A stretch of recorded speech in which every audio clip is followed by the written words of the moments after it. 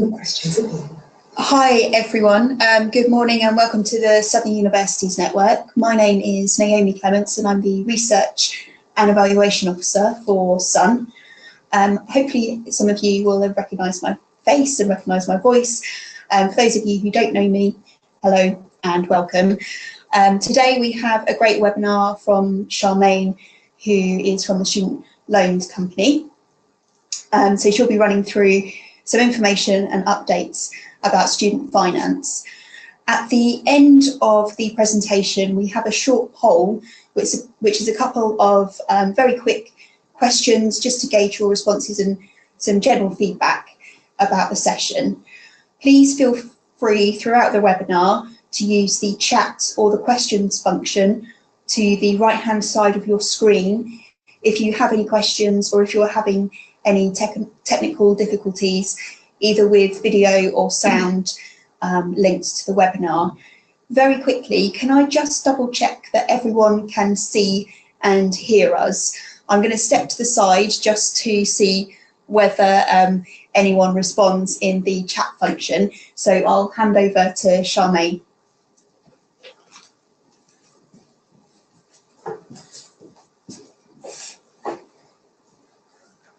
Everything okay? Yeah, I think so. I think everybody can hear now as well, that's super.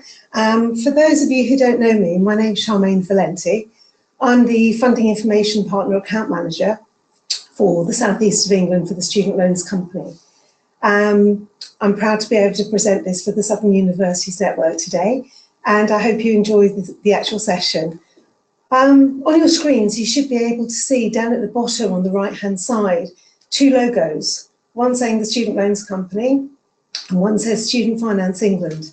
For those of you who are unaware of what the two are and how to explain them, the Student Loans Company is the umbrella network for the United Kingdom, so for all 4 domiciles.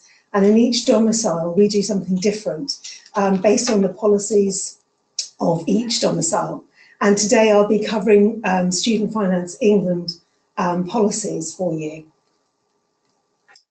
Just to say the clicker's not quite working. Just bear with me 1 second and we'll just check the clicker out. There you go, should be able to get to the next section. So what I'd like to discuss with you today, which should take around about 45 minutes, is eligibility. Who is eligible to be able to apply for student finance within England? Full-time tuition fees and loans that are associated with it, and a little bit more discussion on full-time maintenance support and how that works, and who's entitled to what depending on where they live and study. Part-time loans I'd like to talk a little bit about as well, and new support that's coming in for part-time that you may wish to speak to your senior management about if you don't have any part-time courses at your university. It's an extra stream of funding that you may feel that would be useful to be able to run some part-time courses to be able to get some part-time tuition fees in. And repayments. Repayments are very, very important for people to understand, not only to be able to understand, but actually be able to explain to somebody else who doesn't understand what repayments are. So basically understanding how the whole situation works from beginning to end of the cycle. And I'd like to talk to you a little bit about resources that you can actually download that are free to be able to use with students if you wish to. First thing I'd like to start with is general eligibility. And you may already know this because I know the number of people that have signed up are mainly higher education institutions, but if you work for departments, you may not have come across all of this before. So students who are entitled to student funding from Student Finance England need to be settled. And basically that means that they don't have to have any home office restrictions. They can claim benefits here. They're entitled to be able to apply. And they need to be deemed as an ordinary resident on the first day of the academic year of the course. Now, when I've said that to people before, academic year, first day of the course, they've sort of thought of, let's say, your university and when it starts. For instance, it could be your September start was the 24th of September or the 1st of October. And a number of people associate the first day of the academic year of that course with that particular date of the start date of the course. It isn't. In England, it is the 1st of September. So it doesn't matter whether people are on the 24th or 25th of September, it's the 1st of September as the start of the actual course. Now, how that impacts is that means that somebody who's resident here, they basically have got to be here 3 years prior to the 1st of September, not the 24th or the 1st of October, something like that. Now, tuition fees for European students, basically, if they don't meet the 5-year rule, they've got to have been resident in the UK for 5 years to be able to apply for maintenance. Now, if they don't meet that requirement, then they would then be able to get tuition fees only. Now, what I would say to you is that, let's say, for instance, a student has started and they have been here for 4 years in October, let's say 4 years in August, and then they start their course as an EU student, but they've been here 5 years the following year, and they feel that now they've been here 5 years, they should be able to apply as a home student. That won't be the case. If they've started a course as an EU student, they will need to carry on that course as an EU student. Therefore, students who have got a short period of time maybe between the start of their courses and meeting that 5-year requirement, then it might be advisable for you to explain to them that they might like to have a later start date or start the following year, as they would then be entitled to future more funding in the way of maintenance loans. Students, if they've come from the EU here, as I've got at the bottom there, from the EEA or Switzerland, they need to have at least been in the EU 3 years prior to coming here for us to be able to give them any funding with tuition fees. Sorry, it's just not going through on again. I'm sorry about that. Do apologise, won't be a second before we go through the next section. There you go, thank you. There are some exceptions to the rules. You don't actually need to remember these because you can look them up on the practitioner site, but basically there are a few exceptions to the rule. Students who have a spouse, a civil partner, parent or step-parent who are recognised by the government or as a refugee within England, then basically we would look at giving them funding at these times, or on humanitarian protection if they've met the requirements of residency requirements within the UK, i.e. those will have to have been here 3 years as an ordinary resident before the first day of the academic year. Students who also would be able to get funding would be EEA and Swiss migrant workers, and children of Swiss nationals and Turkish workers who meet the set of employment residency requirements, which means they've got to have been here as a migrant worker and working. Those, you don't need to know much about these, but you can look them up. And if you've got students who are in any of these categories and you don't know much about them, I would strongly suggest that you ask them to make an appointment with a student financial advisor within your university. Now, in some universities, they'll sit within the university. In some universities, they'll actually sit within the student union. Now, these are the people that have more knowledge on policy, and they're able to actually help with retention of students. Now, if you've got any students that fit any of these criteria, it would be worth their while having a meeting with one of your advisors to ensure that they can get funding, rather than you give them a place, they come to university and then they don't have the funding in place, and then they have to drop out. I'd like to talk you through now EU nationals and what's happening with the post-referendum. Now, a lot of students within your universities, because you're already working with some of them, they may be coming up to you depending on what job you do, and they might be worried about Brexit and what's happening with them. Now, any existing students from 2016-17 will continue to receive their funding until they finish their course. So that's very useful for students to know, but I don't know whether you send out any information to any of them, but it would be useful to put their minds at rest to make sure that they will get funding for the full term of their course. Now, students starting 2016 and 2017 academic years will also be able to get funding for the full time. Even if Brexit happens during that time, they will still get funding from the Student Loans Company and Student Finance England. Now, post-referendum, basically the government now has confirmed that all EU students will remain eligible for undergraduates, masters and postgraduates, and the advanced learner loans. Now, basically, you may not know about advanced learner loans, but they're from FE courses. So if you're universities, then you don't have any of those within the university. But all EU students will, from 2018-19, be able to get funding, and it will run throughout the course, even if we do leave in 2019-20. Now, EU nationals will also be able to apply for Research Council PhD studentships for 2018-19 to help them cover costs for that study period. Now, at the bottom of the slide, you'll see that I've actually put down the government news, government confirms funding. That's got that link there, and you might like to just check it out now and then to see if there are any changes to that if you're not keeping up to date with what's going on. Non-UK nationals, you might come across this when you're talking to schools, especially in areas where they're more refugee status.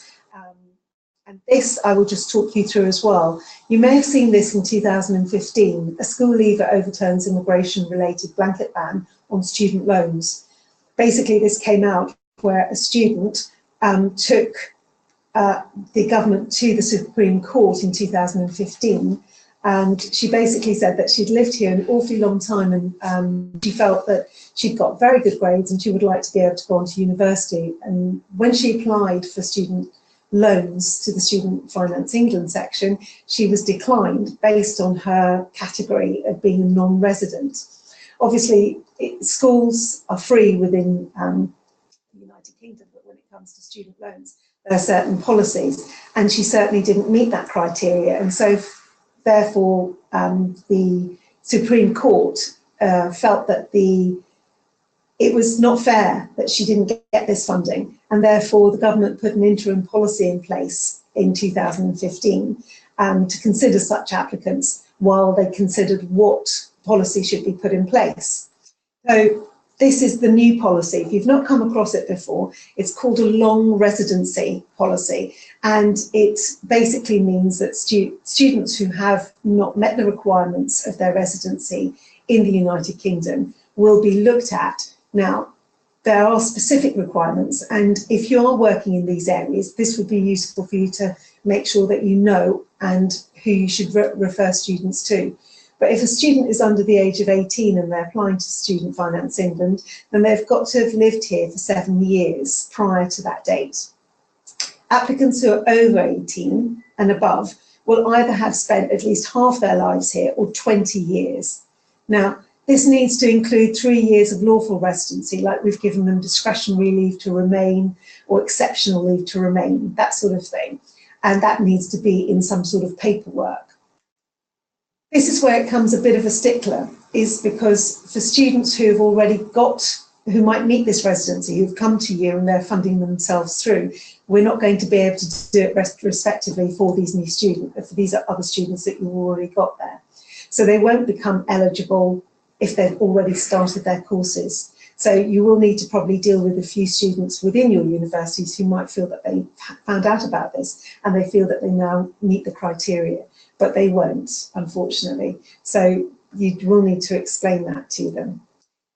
Now, where it comes a little bit sticky is that the onus is on the student to provide all this necessary information. And as you might know from people who have got refugee status and all that, it's very difficult sometimes for them to be able to provide this. And so even if they've entered as a minor and are unable to confirm their entry date to the UK, they'll need to gather some information, obviously from teachers and such like.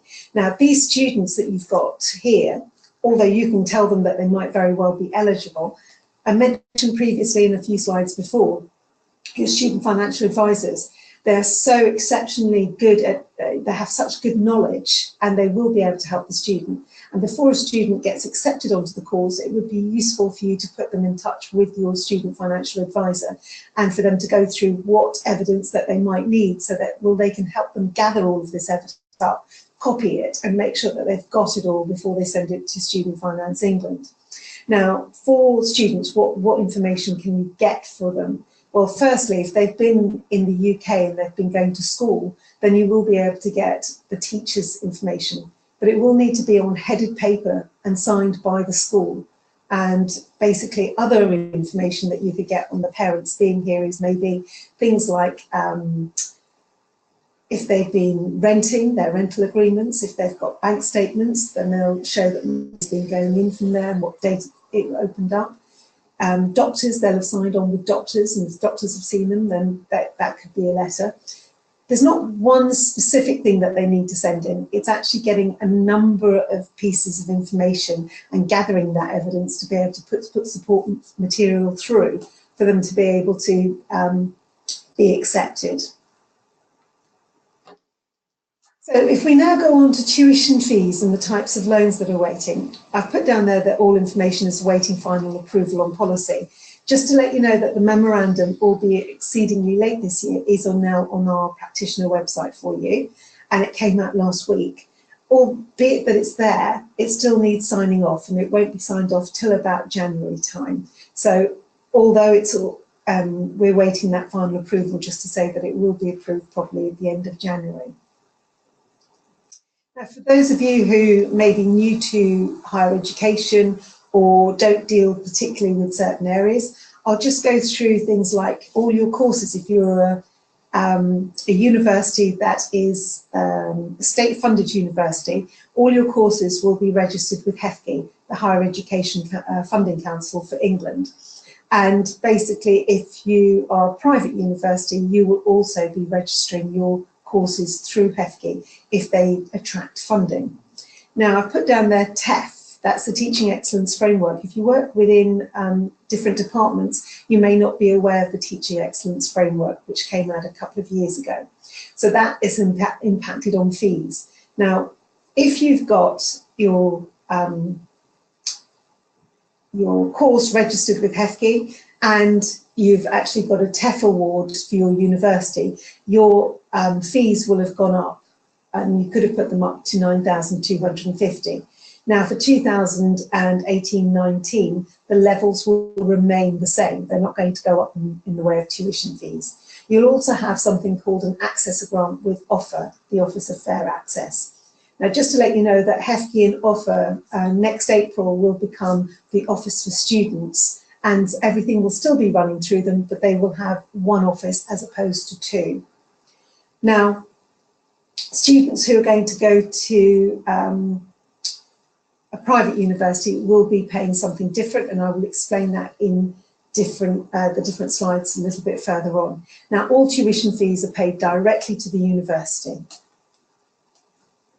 So if we start going through the fee caps for 2018-19, and these are for people who, or universities that have got funded providers that have a TEF but haven't been awarded, gone through offer access agreements, then basically you will be able to charge up to £6,165. Basically, if you've got an access agreement through offer, you can charge over the 6,000 and you will have an access agreement in place. If it's under 6,000, then normally you don't have an access agreement in place. But if you've got a TEF in place, which is the Teaching Excellence Framework, you're allowed to put your prices of your tuition fees up by £165.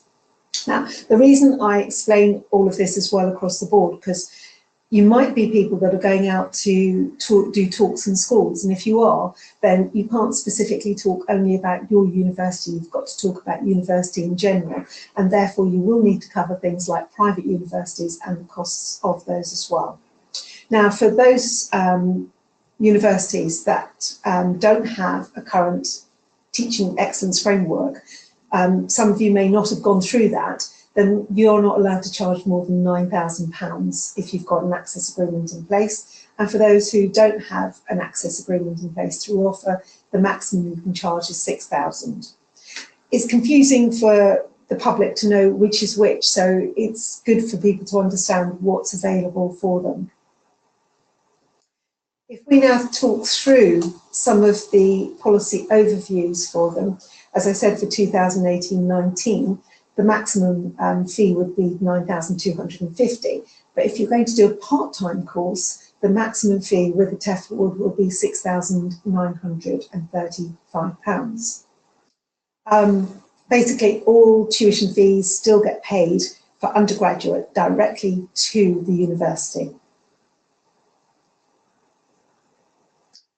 So if we go through some of the private providers now that you need to be aware of, the full-time course that they can charge if they've got a TEF will be £6,165. That's the Teaching Excellence Framework.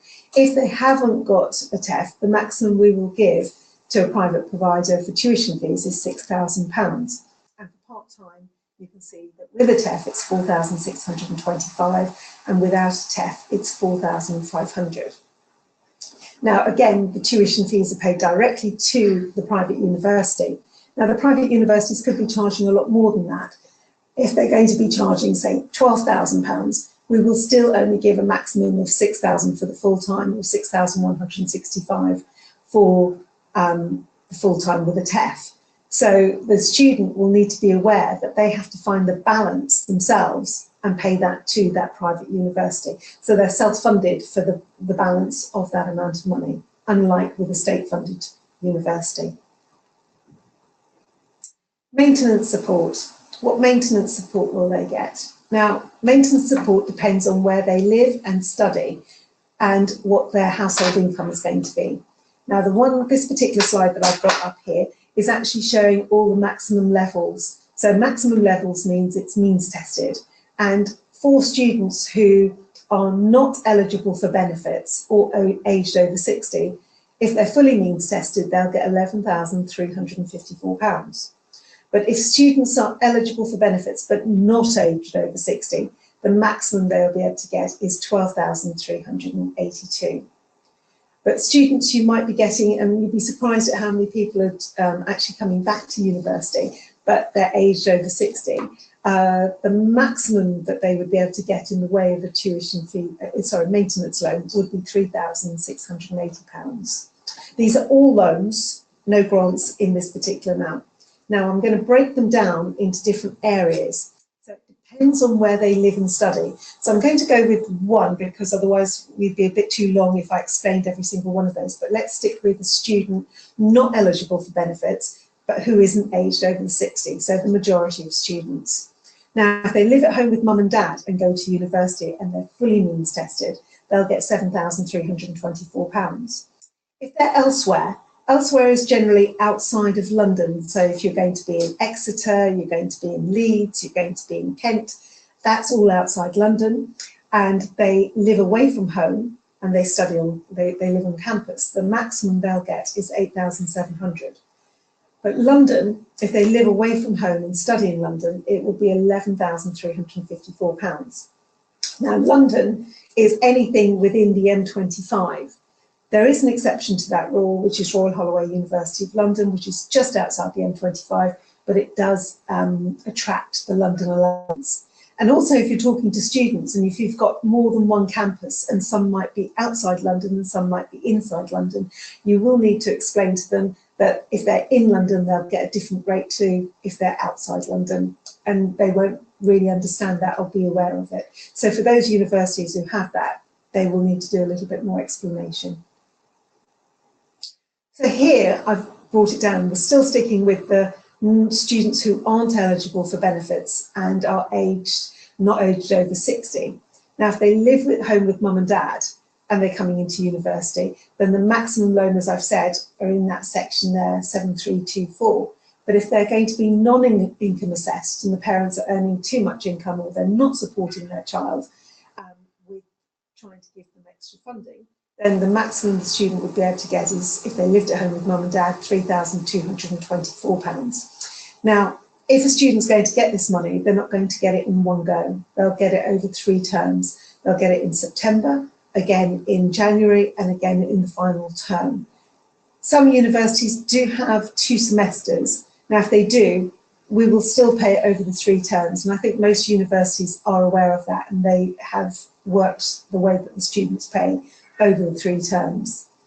Now, one section I've just highlighted right at the bottom, it says lower amounts available for final year students. If you're at the university and you're actually trying to look at students within the university and supporting them in the student services, you might want to try and see what do you do to inform students that in their final year they will get a less amount of money. Now, the reason for that is because the student loans company pays for funding for the first 2 years, and they cover a bit of the summer in those 2 years. And in the final year, we don't need to cover them for the summer because they should be graduating that year. And therefore, they do get less amount in that final year. Now, students aren't aware of it, and I think it would be good practice for a university to be able to inform students in year 2, before the end of year 2, don't forget you're going into your final year and you will be getting less funding in that year. Do you think about how much you can save and cover that loss, or come in and talk to the student financial advisors to see what we can do to be able to support you through that final year. The other section I'd like to talk to you about there is overseas. As you can see, it says there overseas. It's not for people coming to the UK who'd be entitled to funding. It will be money that students are going to maybe do a study abroad programme, maybe like Erasmus, or they're going to go to the States for a year, or Australia, something like that. It does depend on what they're doing, but there is funding for those sort of students. And a lot of people aren't aware that students from widening participation are probably better off doing a study abroad programme for the amount of funding that they actually get, as opposed to somebody who is going to be non-income assessed.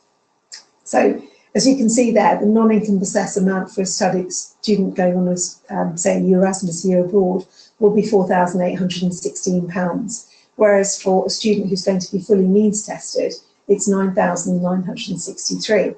But if they're going to be means tested, then they would also be entitled to travel grants from Student Finance England and Student Finance Wales as well. So it would be useful for the students to be aware that they can get their travel costs and maybe things like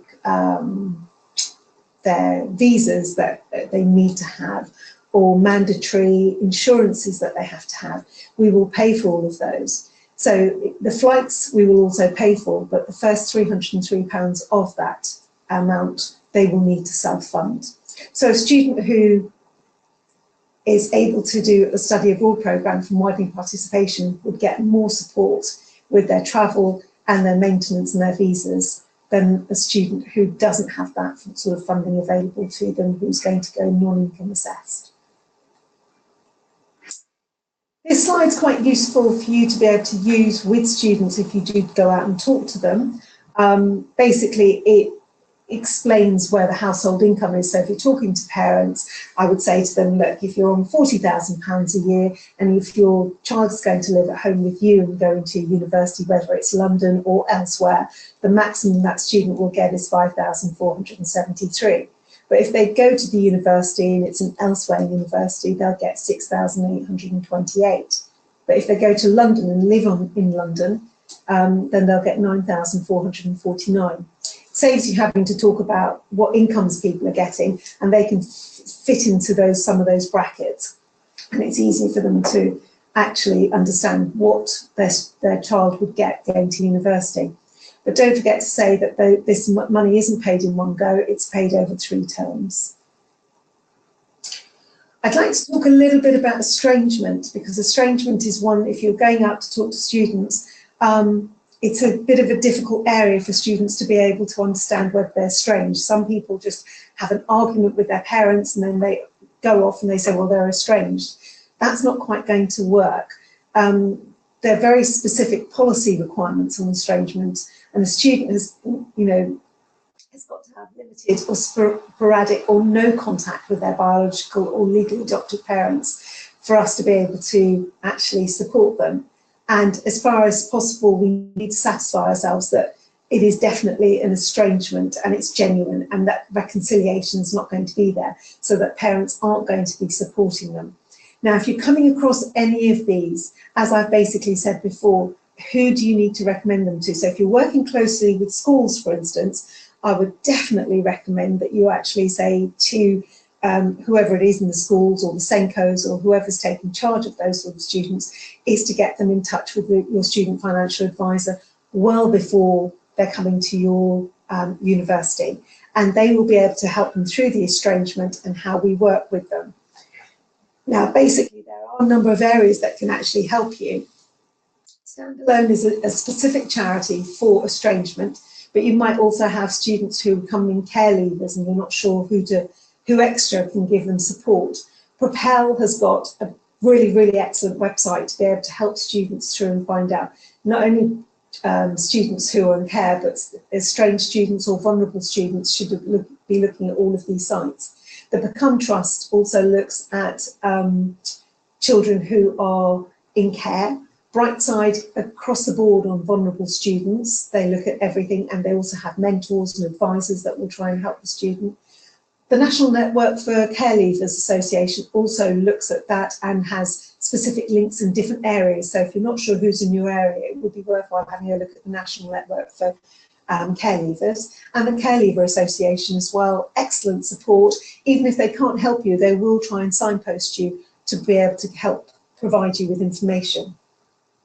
On another note from Student Finance England and of Student Finance Wales, 4 students who we have had who have put through applications on estrangement, I would say we've turned down a number of them because they didn't meet the criteria. In order to try and help these vulnerable students, we've put a couple of people in place who are estrangement advisors, if you like. So if you've got somebody who may not quite meet the criteria on their application form, you can, via the student advisors, get the student to talk to one of those estrangement advisors. And the estrangement advisors won't try and push the student to tell them anything, but they will try and encourage them to get as much information as possible so that they can make a judgment whether they would give that student funding based on the information they've given them on the phone. And if that's the case, then we would give them estrangement and we would provide them with full funding. Now, this year, I would say we've done over 100 students who wouldn't normally have got their application and been given estrangement based on their application, but were based on the telephone call. So that would be quite useful for you to know again. And if you do come across those, again, your student financial advisors are excellent at being able to support and help, as well as all these others that I've given you. And other information that you may not have been using, we have all the domiciled information in one place, which is on the student room. And we've got England, Ireland, Scotland and Wales, all the information for each of those domiciles is on there. So if you do get a student from one of those domiciles, you can also direct them to the student room and they can ask questions and our Darlington staff will be able to answer those at the time. But as I say, I would suggest that you had some face-to-face for the student and it would be one of your student financial advisors based at your university or student union.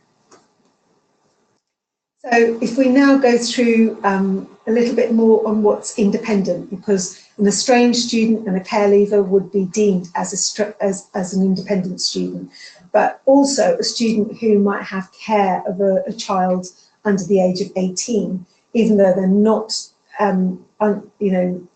over 25 yet, but if they've got a child, then we would deem them as being independent. Students normally in the United Kingdom, if they're over the age of 25, will be deemed as independent. And students, if they're in education up to the age of 25, would need to be reliant on their parents supporting them through to the age of 25 if they're in education. I've talked through estrangement from your parents, and leaving care authorities, basically, they should be looking at Propel. I am delivering this out to them as well, but it would be useful for them to be able to look at that site because it has got a lot of information on there as well. Just to talk through disabled students, lots of students aren't aware that they're entitled to disabilities. I have put something new on there because this is something that's been coming out for a long time. Not sure if you're aware of it, but when a student applies for, say, Student Finance England, they do their application. Previously, they would have ticked DSA and we would have sent them out a DSA application, which would have been pre-populated and they would need to have completed it all and then sent it all back into us. And then we would then send them a letter to go and be assessed for their course. However, as of this summer, we've now got a new application, which is online. And a student, when they're completing their student finance application, if they go to DSA and tick that, then a new application will be opened up and they'll be able to complete that. They can complete it at the same time, or they can leave that and complete it a bit later. However, I would say that the DSA takes longer than a normal application to be completed. and therefore the DSA application should be completed as soon as possible for them to be able to ensure that they get all their products and things that they might need available or training before they actually start. So the Disabled Students Allowance, basically it's not based on household income at all, it's all based on what the student needs. Now they could be dyslexic or dyspraxic, they could have medical, mental health issues, they could be physically disabled. All of that will be taken into account once they've actually put in their application. And as I said, the funding that's going to be available to them isn't going to be in the way of money. It will be as a package of equipment that will be able to put the student on the same playing field as any other student that's going there. The money does not need to be repaid back to Student Finance England once they've started and they've actually been using those particular equipment that they've got. If they need any reassessments, then they could do. They can be reassessed and we can review what they might need for the future. And also, I would say that students who haven't been assessed, who are at your university right now, who haven't been assessed for DSA but find that they need to apply, they can also apply online. However, if students have had DSA from us already, they won't be able to now apply online. They will need to carry on applying the way they have been previously. I'd like to just show you what the students are entitled to. And as you can see from non-medical personal helpers, they're entitled for full-time support. So for students doing full-time education, you can see what we would be able to pay out in the way of funding to be able to support them. But students who are doing part-time courses are also entitled to DSA. And down at the bottom, lots of postgraduate students are unaware that they're entitled to DSA, but it is capped at £10,652. So this is just showing you that the amount of money that students have got, that they can be supported to be able to go on to higher education. So if you're working with disabled schools, that sort of thing, this would come quite handy for you. Dependence grants, just to go through. Now, as I said, the DSA, it's not to be repaid, so it is a grant, but we don't pay them the way in funding we pay them in equipment. Now I'm going to talk to you about dependence grants. So if a student has got a child, then we will look at giving childcare. Now the maximum we will give that student is up to 85% for their childcare. It is means tested, so the student will need to provide income details to us to be able to ensure that we provide this to them. Now, if they are on benefits, I would suggest that they go and see the benefits agency first, because they will already be getting approximately 70% from universal credit or through benefits. And they do need to check with them how that's going to work first. If they do want to take the 85%, then that universal credit or the benefits section where it says child funding will need to read 0 for us to give the 85%. Now, students in that circumstance would also be entitled to Parents' Learning Allowance, and we will look at them for up to £1,617. And if they've got adults who are dependent on them, we will also look at giving them up to a maximum grant of £2,834. Now, all of these are grants, and this will be added to their maintenance loan on a termly basis, so they'll get this over 3 terms. However, what I would say with childcare grants is where students get themselves into a little bit of trouble is that if your childcare, let's say, is £100 a week, they might put down £150 a week.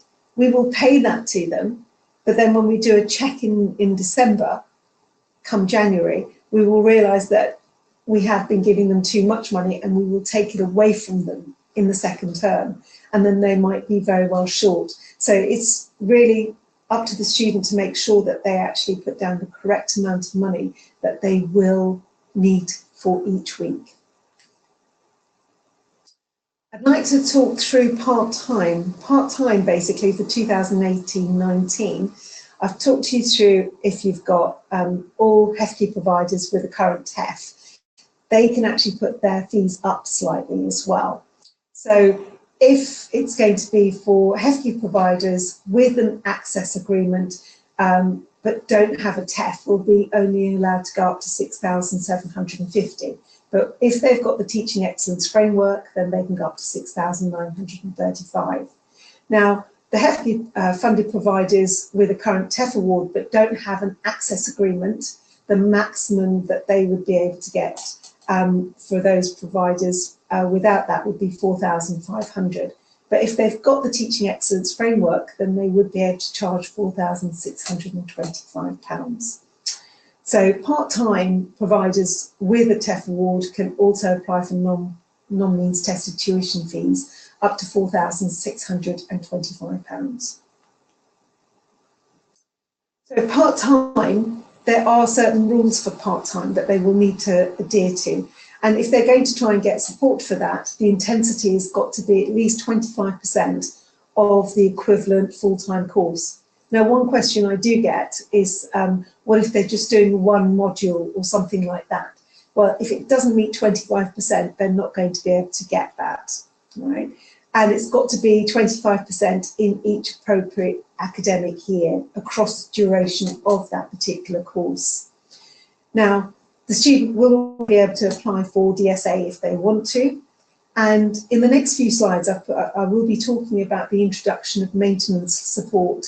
From 2018-19, the government is also bringing out part-time maintenance support to make it in line with the full-time sort of courses that the students are getting. So if I just start to explain the maintenance loan elements to you, it's only going to be based for English domiciled students.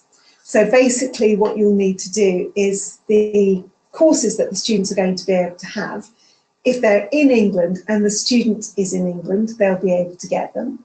If a student is in England and they want to go to Scotland, they will be able to apply for those. So English domiciled students undertaking designated courses will be able to take them, and basically if they're a Welsh student and they're coming to England and they want to take up part-time, they will not be entitled to it. So it is going to be very domiciled in how they're going to be able to do this. So they've got to be ordinary resident in England for 3 years prior to be able to get that. So if they've lived in Wales, they might have been resident in Wales. So students think they're English domiciled, but they're probably going to be Welsh. If you've got any queries on domiciles and you're unsure, you don't need to be too aware of it. You just need to go and say where they need to go to. And again, your student financial advisors will be able to have more of this information and be able to explain to them whether they would get the funding or they wouldn't get the funding. But part-time maintenance loans are going to be very domiciled, and this is going to be in England only. So the residency categories eligible for the part-time will be for the part-time maintenance loan and tuition fee loan and disabilities. As I said, is going to be only English domiciled, and the student will also need to be under the age of 60. So a student would not be able to get this if they're over the age of 60. I'm sorry, the lights are going out. I'm just going to wave my hands just for one moment. Sorry about that. The lights just go out if you don't move. I forgot that. And I'd like to talk through, finally, repayments of repayments and resources. You might have heard on the 9th of October that Joe Johnson had communicated about repayments. The actual threshold is going to go up from £21,000 to £25,000 a year. So students do not go into repayment until the April after they've graduated. And basically, he's also said here that the £45,000 is also going to be coming in. So the fees where students, if they were earning over £41,000, they would be attracting more interest. That's also gone up to 45. Now, new thresholds are going to be for students who have taken out any loans in the new format. So anybody who's pre-2012 system will still be under the old system. This is just going to be for the new system. Under the old system, the student, it was £15,000. Now that's gone up to over £18,000 for the pre-cohort. But if you're talking to new students, it's going to be over the salary of £25,000. So if I go through that, they go through, they don't start repayment till the April after they've graduated. One of the questions I get is, how many years do they have to pay for. It's up to 30 years. Now, the 30 years, when does that start? It starts the April after they've graduated. Even if they're not making any repayments into their loan, that's when the 30 years actually starts. And I said the upper threshold for the interest has moved from 41 to 45. I'm going to explain that in a few more slides down a bit further as well. Let's go through some of these. So the students who are going to be on £25,000 a year, they won't be making any repayments at all to their student loan. Once they're earning £30,000 a year, 5,000 above the 25, they pay 9% on that 5,000, and that works out at £37 a month. So that sort of gives an idea to the student how much they would need to be paying per month. But the more that they earn, the more that they'll be paying back. So if they're on £50,000 a year, that's 25,000 above the 25,000 threshold. 9% on that 25,000 will be £187 a month. Now, as I explained earlier, the students who are on the pre-loan system, pre-2012, theirs was 15,000. That's still going up with inflation, and that's now at 18,330. So this is just showing you what students who were told last year what they would be paying. On the 21,000, they would have been paying £30 a month, and on 30, they would be paying 67. Now, with the actual threshold going up, the students who are going to be on 30,000 will only be paying £37 a month. So it seems a little bit more reasonable. I would also like to just talk through nursing here at this point. I haven't got enough time to go through nursing slides, but students who are going to be doing nursing will also be able to apply for student loans in the same way as a normal student would be able to. They are actually going to be getting a lot more money than they would have done under the old system, albeit it will be a loan. Students previously weren't able to be able to apply for. They couldn't work because they had to do like 41 or 42 weeks worth of placements, and they were borrowing money from like payday loans. And I'm not sure if you're aware of how much payday loans, the interest rate on that is quite high. Some of them are 2,000%, and they go up from 100% to 2,000% or even more. And those loans had to be paid back immediately. Whereas if they take out the student loan, they won't need to be paying that back immediately. They won't need to be concerning themselves about it, and they're going to get enough money to be able to support them all the way through. And also students who are going to be doing nursing, if they're going to be working as nurses within the public sector, then the amount of money that they'll be getting in to start with will be less than 25,000. It's not going to be a huge amount that they go up to. I can't see them earning 60,000 unless they go into the private sector. So again, repayments is quite important to students to know whether they would want to go into nursing. And especially some people who have said, well, I'm 40, 45, and I don't understand repayments. It's going to be coming out of my pension. Unless their pension is going to be £25,000 a year or more, well, over £25,000 a year, they won't be making any repayments to the student loan. And I think they just need to understand that. So if I just go through how interest is now added to the loan, so you do need to be aware of that. So students only make payments on what they're earning, not on what they've borrowed. So I will now go through the interest rate. So during study and entering repayment, from the day that they receive their money, interest is added at the retail price index plus 3%. If their income is under £25,000 a year, it will be only the retail price index only that will be added to their loan. That will be the April after they've graduated, for instance, and they're not earning 25, they're earning 18. Interest will only be added at RPI.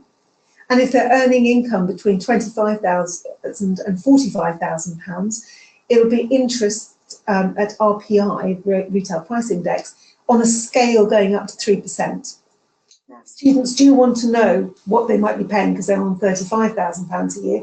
They can go into our repayments website, and there's a calculator there that they can put in £35,000 a year. What's my interest on that? And it will show what the interest would be. Now, the income, as you can see on here, has gone up from 41 to 45,000. So if somebody's now on over £45,000 a year, interest will be added at RPI plus 3%.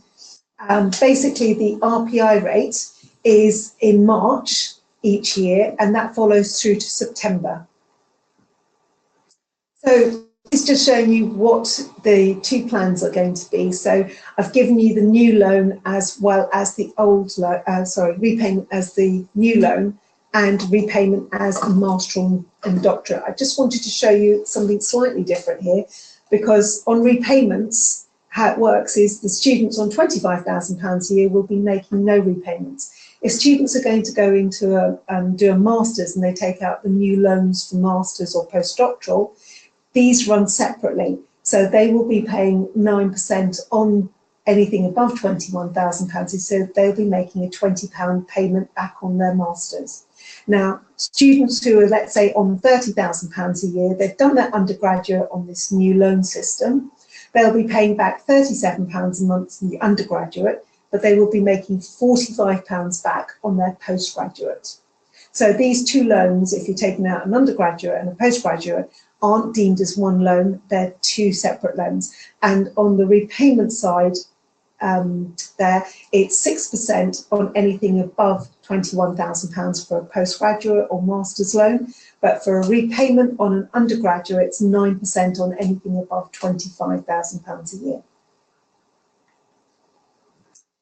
I've got a few minutes left to go through Practitioner Resources. I'm unaware if you have looked at the Practitioner website. It's had a bit of a facelift this year, and you've got it under Products and Supporting Materials, which is on your right-hand side.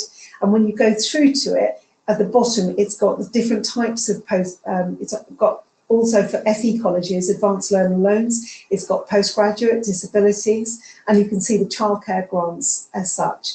Now, how it works this year is, if you have a look on the actual web sheet here, you can see where it says academic year, let's say 2017-18, you would tick down those sides of what you wanted, and the whole thing will be bundled up for you. So you would tick, say, 2017-18, you might want something on EU students, and you tick that, and whatever we've got on EU students, it would package it up for you to be able to use. Basically, I think that's about it for the end today. Have you got any questions you'd like to ask? We've got about 5 minutes left. If you've got any questions, if you'd like to type them through, I'll be able to get these given to me now, and I might be able to answer some of them. So if you've got any questions, if you'd like to type those through now, then I'll try and answer some of those for you. If you haven't got any questions or you'd like to email me, then certainly you can do. My email is my name, which is Charmaine, CHARMAINE, _ Valente, that's VALENTE, at SLC, that's Sierra Lima Charlie, .co.uk. You can find my details, my email and telephone number on the practitioner site if you want to, and I will try and answer some of those questions for you. If you've got somebody, if there are people here from the southwest, if you'd like to use me as your contact, I believe my colleague Ben will probably be your main contact for you for the time being, while we try and find somebody to replace Katie, who left a little while ago. But certainly put them through to Ben or myself for the present moment, or any teacher advisor events that you've got.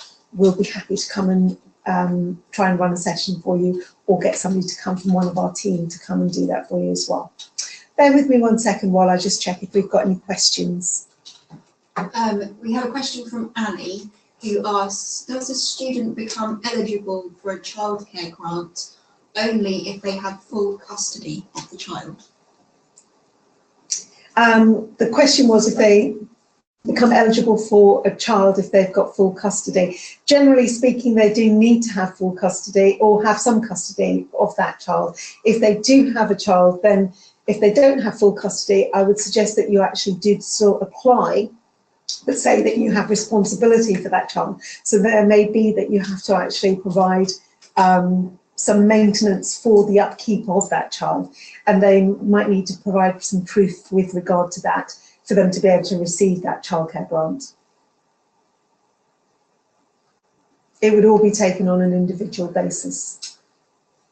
Any other questions? There aren't any questions coming through at the moment, but I have a question. All right.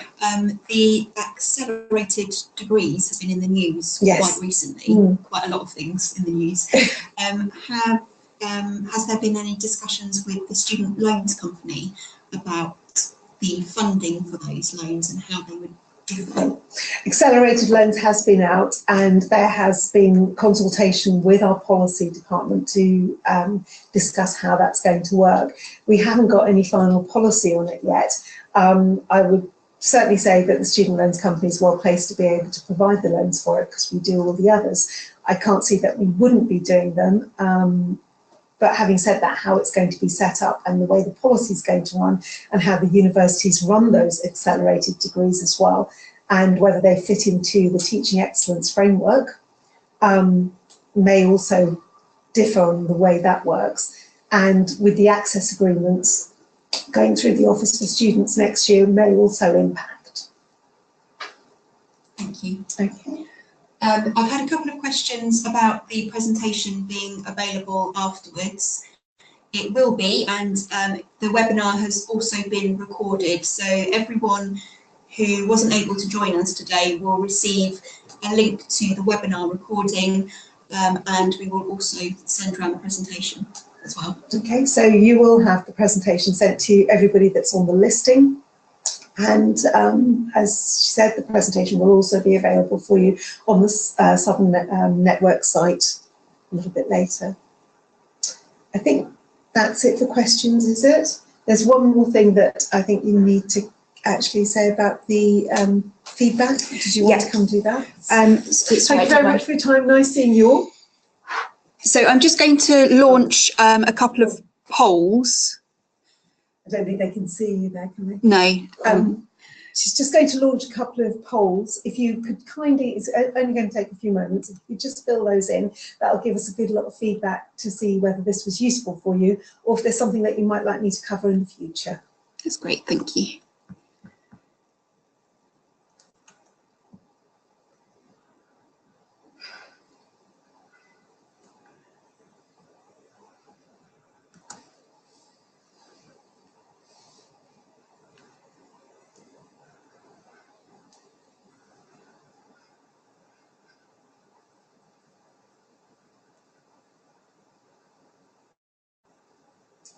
Just won't be a moment, just trying to load those questions for you. I think there's like a few, just 3 or 4 questions for you to be able to answer. Sorry, it's loaded, it's just on the other slide. Oh, it's just loading. Great, I'll close that one.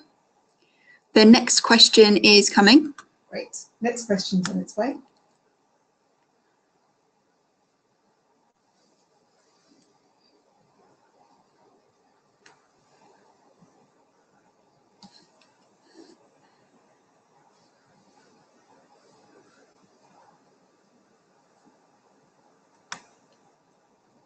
And the last question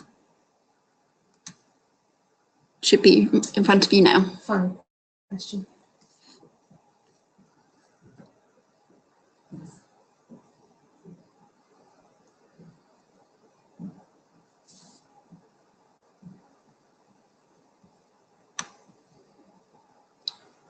Great, that's fantastic. That's really kind of you. Thank you very much for all your feedback. And if you've got any questions, as I said, please do contact me. It'd be a pleasure to talk to you. And if there's anything that I can do, let me know. Thank you very much. Bye-bye.